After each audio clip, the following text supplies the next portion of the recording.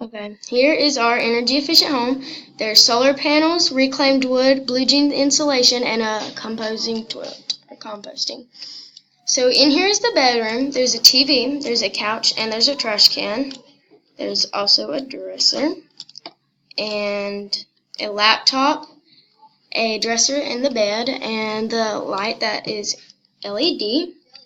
And in here is the door, and right there is a shelf and a table under the window. Over here is the couch, right there.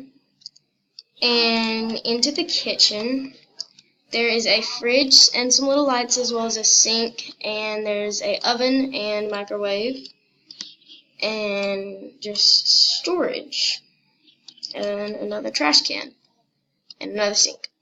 And then into here is the washing room, which there's shoes and a basket of clothes with a 2-in-1 washing and dryer. And then here's a plant and another little shelving unit. And then in here is the composting toilet. Here's the shower, and here is the sink. And so here's the whole layout. We tried to use the most energy efficient things that we could. Here are the solar panels too,